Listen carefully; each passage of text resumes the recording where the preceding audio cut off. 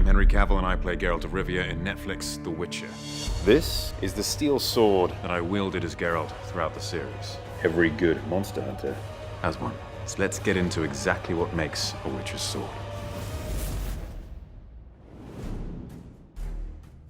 A Witcher's steel sword is intended to kill both men and monsters. Made from meteorite, which is stronger and more durable than steel, the addition of Renfri's brooch on the hilt signifies Geralt's reinforcement of his beliefs that he shouldn't get involved in the affairs of men because they always lead to his own personal pain. And Renfri's brooch, every time he draws his sword, reminds him that despite how he may be trying to achieve good, evil may be around the corner regardless. For monsters of a magical nature, that requires something a little more special. Silver, normally useless because of its malleability and how soft it is, against a monster which is magical in nature, is deadly. The majority of cases, this is what will be required. When it comes to a monster hunt or defeating a monster of a magical nature, it's always going to be a big process involved with finally getting to face this monster. And he keeps that silver sword on his faithful companion, Roach. And so every time it's needed, hopefully, everything is pre-planned. The swords themselves have no powers of their own. The true power of what a Witcher can do lies within his training. If you were to give this sword to an ordinary person, it is just a deadly and sharp weapon. But in the hands of a Witcher, it can change destiny.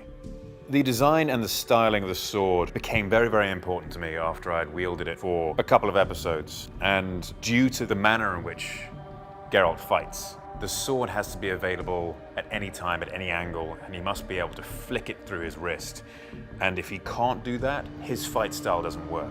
And so I asked for a redesign of the hilt here, so it was at a down angle, which would give enough space for it to pass over the wrist when I turned my wrist.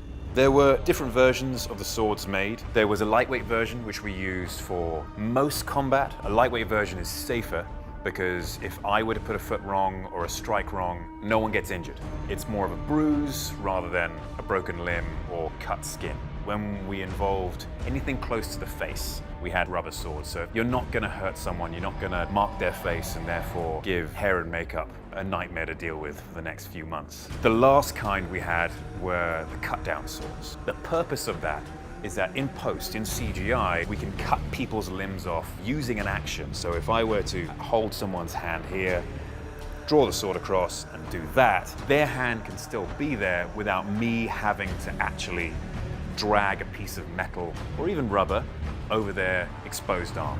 And so instead we could just fix it in post, just have the sword come through, especially in long-lasting and very exciting fight scenes. You don't want to have to break that up. You don't want to change the motion of the body. You want to keep the body flowing through to its next movement as if it was actually happening. And so cut-down swords were incredibly useful for that.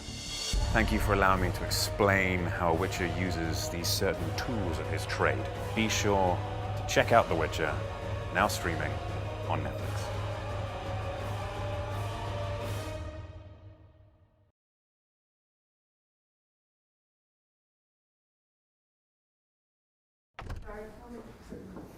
I am willing to wield this.